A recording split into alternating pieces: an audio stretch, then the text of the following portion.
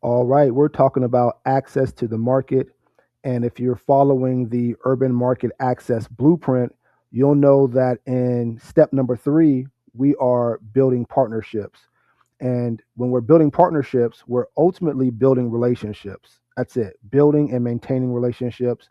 And relationships have so many different dynamics, and timing plays a big role. And so when it comes to building relationships, one of the first in partnerships, friendships, your customer base, the first thing we have to do is reach out to people. And for our firm, we utilize email marketing simply because it's a great and fast way to get the word out quickly and to connect with prospective partners, friends, customers, sponsors, ticket buyers, whatever the case may be, as soon as possible. And so, shout out to GMAS. Make sure you reach out to me if you have any questions about GMAS, how to get set up with GMAS. Our firm has used GMAS for years. It's been very good for us. Not saying it's the best or the only option, but it's worked for us. And so, in this case, just a real quick glimpse of what email marketing can look like, especially when it comes to building those partnerships. Number three in our checklist, and here we have 224 emails that went out for a particular campaign. Of the 224 that went out, 141 emails were opened. That's a 63% open rate.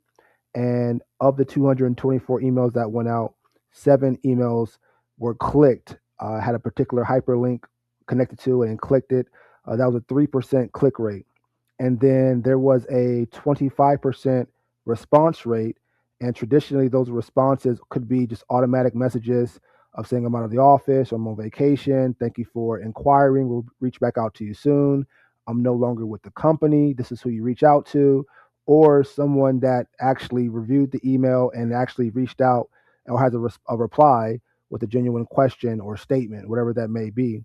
And so these are all quick ways, starting with who clicked the email and who opened the email.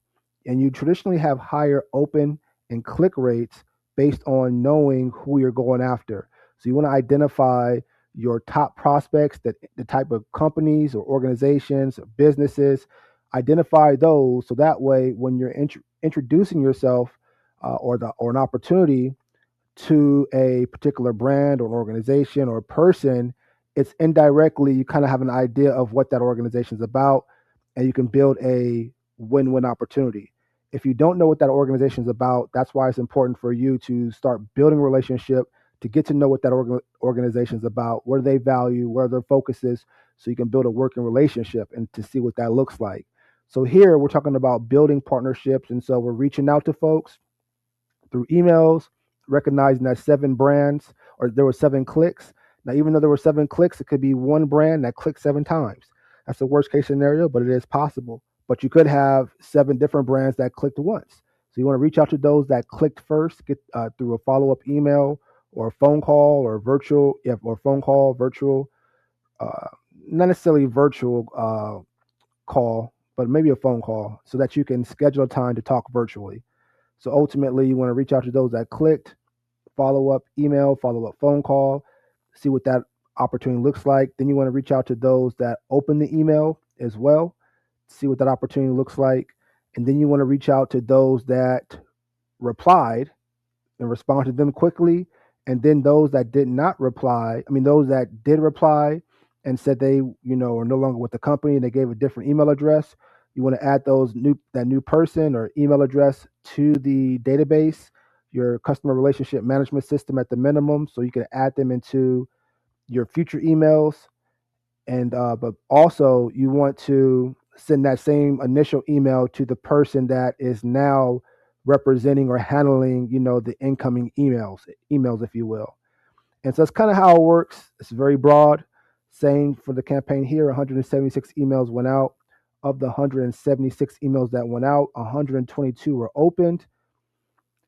And before I continue on, I want to shout out Ferran Dozier, who is co-owner of EQ Athletics. EQ Athletics are the owners to several semi-professional basketball franchises under the American Basketball Association. And I want to shout out Ferran Dozier's radio show that is affiliated with NBC as well as military broadcast radio at the minimum. And going back to the emails, so 176 emails went out, 122 emails were open, 7 emails were clicked on a hyperlink, and now we have an idea of who we can reach out to a little faster compared to those that may not have clicked anything. And if no one clicked, if you sent the email out and that brand or that respondent, that prospect did not click, you want to send out another email to those that did not open the email. I'm sorry, not click, but those that you sent emails out to that did not open the email, you want to resend those emails out. This is a quick way just to, again, get that pipeline going. Other ways are knocking on doors and walking into businesses to build that relationship, and or making phone calls. But I know if you're looking at 224 different brands, it's probably best for you to send an email and start based off of who's opened the emails and who's clicked. That's another episode. If you want more information, make sure you like, subscribe, follow, click the link to sign up for my monthly newsletter. And if you're looking to take advantage of my free Elite Market Access ebook, there should be a link in the description somewhere for you to download the book. So that way you are really providing influence in the territories that you are looking to serve and work in. See you in the next video. Peace.